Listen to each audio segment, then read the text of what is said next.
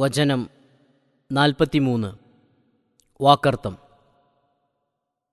അറഅയ്ത, നീ കണ്ടുവോ, മനിത്തഖദ, ആക്കിയവനെ, ഇലാഹഹു, തൻ്റെ ഇലാഹ്, അവൻ്റെ ദൈവം, ആരാധ്യവസ്തു, ഹവാഹു, തൻ്റെ ഇച്ഛയെ, തന്നിഷ്ടത്തെ, അഫ അൻത, അപ്പോൾ അഥവാ എന്നിരിക്കെ നീയുണ്ടോ, തകൂനു, ആകുന്നു, അഥവാ നീ ആകുമോ, അലൈഹി, അവന്, അവൻ്റെ മേൽ, വക്കീലൻ, ഉത്തരവാദപ്പെട്ടവൻ, ഭരമേറ്റവൻ.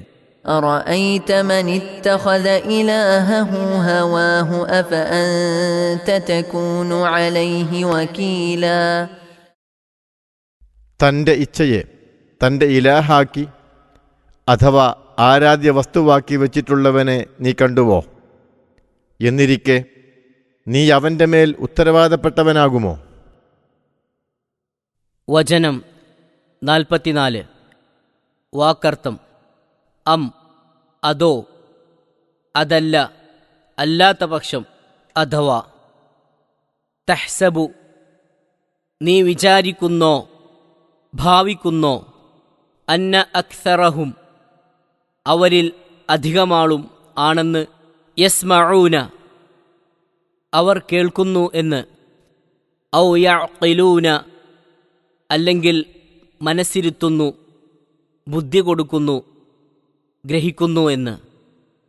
ഇൻഹും, അവരല്ല, ഇല്ലാ കൽ അൻആമി, കന്നുകാലികളെ അഥവാ ആടുമാടൊട്ടകങ്ങളെപ്പോലെയല്ലാതെ, ബൽഹും, എങ്കിലും അഥവാ അത്രയുമല്ല അവർ, അദല്ലു, കൂടുതൽ പിഴച്ചവരാണ്, സബീലൻ, വഴി, മാർഗം.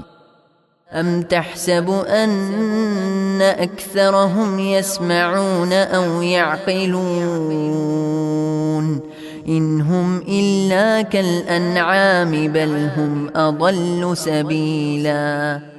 അതല്ല, അവരിൽ അധികമാളുകളും കേൾക്കുന്നുണ്ടെന്നോ മനസ്സിരുത്തുന്നുണ്ടെന്നോ നീ വിചാരിക്കുന്നുവോ? അവർ കന്നുകാലികളെപ്പോലെയല്ലാതെ മറ്റൊന്നും അല്ല, അത്രയുമല്ല, അവർ അവയേക്കാൾ കൂടുതൽ വഴിപിഴച്ചവരത്രേ.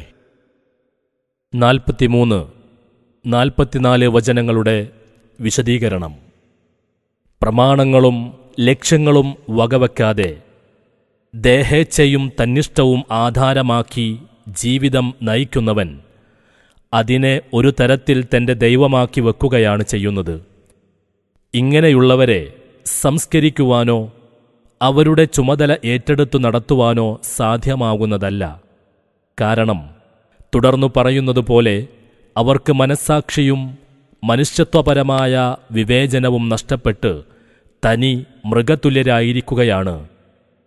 ജാഹിലിയ്യ കാലത്ത് അഥവാ ഇസ്ലാമിന് മുമ്പ് അജ്ഞാനകാലത്ത് ചില ആളുകൾ കുറേ കാലം ഒരു കല്ലിനെ ആരാധ്യവസ്തുവായി വെച്ചുകൊണ്ടിരിക്കെ അതിനേക്കാൾ നല്ലതായ വേറൊരു കല്ല് കാണുമ്പോൾ ആദ്യത്തേതിനെ ഉപേക്ഷിച്ച് ആ പുതിയ കല്ല് തൽസ്ഥാനത്ത് പ്രതിഷ്ഠിച്ച് ആരാധിച്ചു വരിക പതിവുണ്ടായിരുന്നു.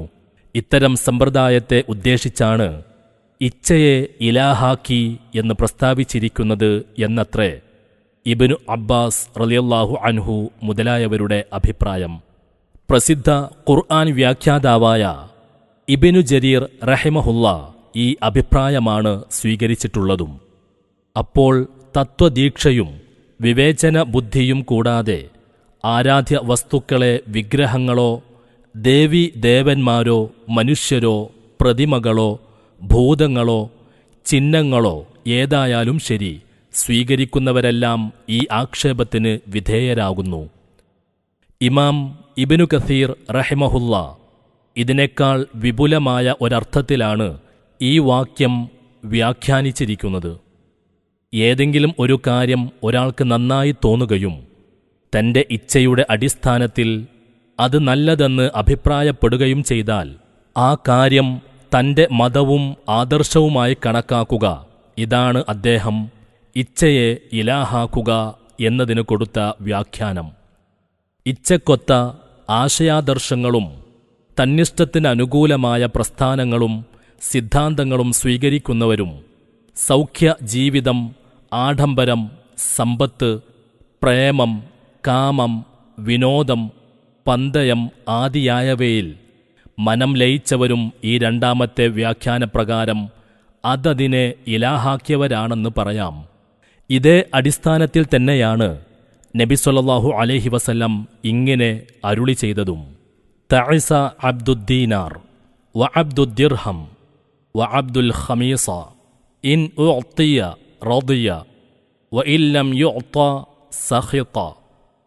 റവാഹു അൽ ബുഖാരി.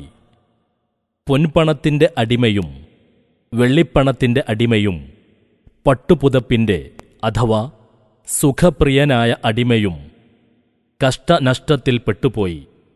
അവന് ഉദ്ദേശിച്ചത് കിട്ടിയാൽ തൃപ്തിപ്പെടും, കിട്ടിയില്ലെങ്കിൽ കുപിതനാകും എന്ന് സാരം. രണ്ടാമത്തെ വചനം ഇത്തരക്കാർ വാസ്തവത്തിൽ മനുഷ്യപ്രായരല്ലെന്നും മൃഗപ്രായരാണെന്നും അത്രയുമല്ല അതിനേക്കാൾ നികൃഷ്ടരാണെന്നു തന്നെ സമർത്ഥിക്കുകയാണ്. പ്രത്യക്ഷത്തിൽ അവർക്ക് വിശേഷ ബുദ്ധിയുണ്ട്, കേൾക്കുന്ന കാതുകളുമുണ്ട്. പക്ഷേ ഉപദേശങ്ങളും ദൃഷ്ടാന്തങ്ങളും അവർ ചെവിക്കൊണ്ട് ഗ്രഹിക്കുന്നില്ല. സത്യാസത്യങ്ങളും ന്യായാന്യായങ്ങളും ചിന്തിച്ച് മനസ്സിലാക്കുന്നുമില്ല. ഈ നിലക്ക് അവർ ആടുമാടുകൾക്ക് സമമാണ്. എന്നാൽ അല്പം കൂടി മുന്നോട്ടു പോയി ആലോചിക്കുന്നതായാൽ മൃഗങ്ങൾ താരതമ്യേന ഇവരിലും ഭേദമാകുന്നു. എന്തുകൊണ്ടെന്നാൽ അവക്ക് വിശേഷബുദ്ധിയും വിവേചനശക്തിയുമില്ല. എന്നിട്ടുപോലും അവയുടെ നിത്യവൃത്തികൾ അവ യഥാവിധി നിർവഹിക്കുന്നു.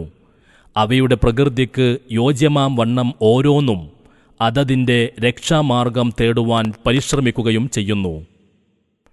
അതതിനെ പോറ്റുന്ന യജമാനന്റെ ആജ്ഞയനുസരിച്ച് വർത്തിക്കുകയും ചെയ്യുന്നു.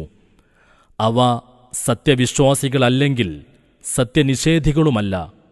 അതേസമയത്ത് ഈ ഇച്ഛാപൂജകന്മാരാകട്ടെ അവരുടെ സ്രഷ്ടാവും അന്നദാതാവും നിയന്താവും രക്ഷിതാവുമായ അള്ളാഹുവിൽ വിശ്വസിക്കുന്നില്ല. അവന്റെ ആജ്ഞാനിർദ്ദേശങ്ങൾ മാനിക്കുന്നുമില്ല. അവനോട് കൂറും ഭക്തിയും കാണിക്കുന്നുമില്ല. വരുവാനിരിക്കുന്ന മഹാവിപത്തുകളെപ്പറ്റി ചിന്തിക്കുന്നുമില്ല. അപ്പോൾ നിശ്ചയമായും അവർ കന്നുകാലി മൃഗങ്ങളെക്കാൾ വഴിപിഴച്ചവരാണെന്നുള്ളതിൽ സംശയമില്ല.